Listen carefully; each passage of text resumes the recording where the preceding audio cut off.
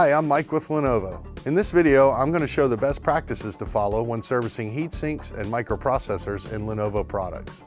There are many types of processors across the different Lenovo systems, and I'm going to cover each one. Tower and small form factor desktop systems use processors that can be removed from a socket and replaced. Most of the time, there will be a heatsink and fan assembly that must be removed to access the processor. First, unplug the fan cable from the system board. The cable is usually nearby, and you can follow the cable from the fan to the plug on the board.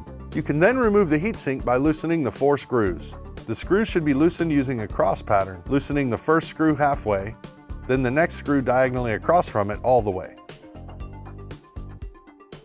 Then go back and loosen the first screw all the way.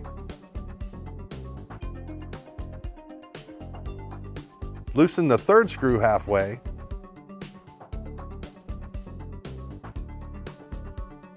then the fourth screw all the way.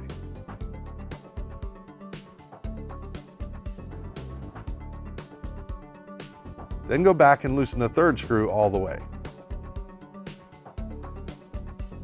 Once the screws have all been loosened, you can lift the heatsink out of the system. Most desktop and workstation processors in Lenovo systems are going to have the same type of latch to hold it in place. You want to press down and outward to release the latch, and then open the processor door. Once the door has been opened, you can remove the processor. Be sure to pick it up by the edges and avoid touching the bottom of the processor. When you remove the heatsink and processor, there will be some thermal compound on them. This must be cleaned off and reapplied before reinstalling the components. Place the processor on an anti-static surface and use a cotton swab dipped in isopropyl alcohol or an alcohol wipe to clean the thermal compound. Cleaning the heatsink is the same. Use the alcohol wipes or cotton swabs to get the old thermal compound off. To replace the processor, align the corner of the processor that is marked with a triangle to the corner of the socket that is marked. Most of the sockets will be marked with a triangle either on the socket itself or on the system board. Some sockets may be marked with something other than a triangle, but there will be a clear mark for one corner on all sockets. Just align the triangle on the processor with that mark and it'll fit correctly. Place the processor in the socket, being careful to avoid touching any of the connections on the bottom of the processor or inside the socket. Close the processor door and press down and inward on the latch to lock it into place.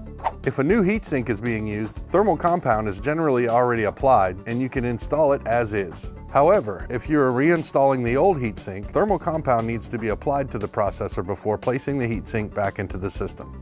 At Lenovo, we use Shin-Etsu brand X23-7783D thermal compound. Place a small amount of thermal compound on the center of the processor, about the size of a pea. Applying too much will create a mess when the heatsink is installed, and too little can lead to overheating during use. Place the heatsink on top of the processor using the screw holes for alignment. Tighten the screws using a cross pattern. Tighten the first screw halfway, then diagonally across, tighten the second screw all the way. Then go back to the first screw and tighten it all the way. Go to the third screw and tighten it halfway, then to the fourth screw and tighten it all the way.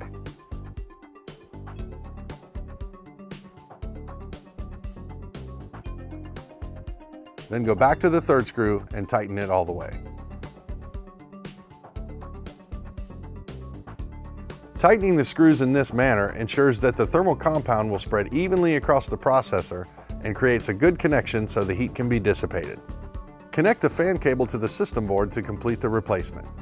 There are some Lenovo notebooks in which the processors are installed into sockets, similar to the desktop processors, but most have processors that are soldered onto the system board. The heatsink and fan assembly in one notebook or tablet system may be very different in shape and size from one found in another, but they are generally installed the same way. Disconnect the fan cables from the system board.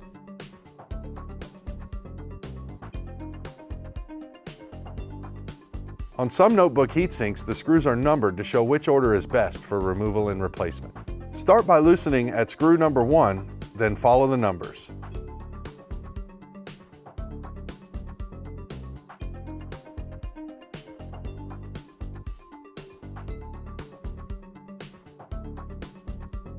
Once the screws are loose, pick up the thermal assembly by the heatsinks. Avoid lifting the assembly by the fans.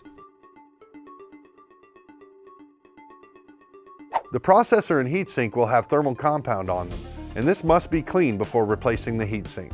Use the same technique that was used on the desktop processors with alcohol wipes or a cotton swab dipped in alcohol. If you have a new heatsink, it may come with thermal compound pre-applied.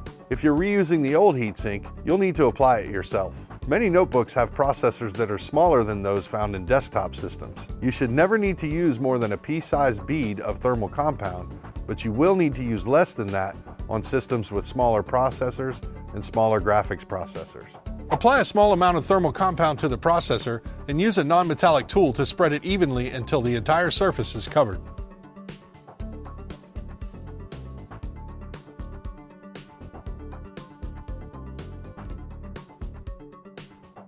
Place the heatsink into position over the processor using the screw holes for alignment.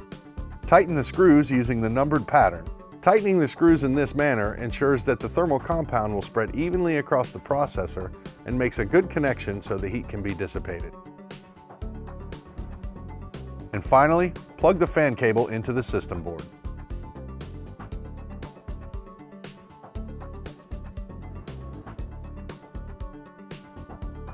This concludes our video on the best practices for servicing processors and heatsinks in Lenovo systems.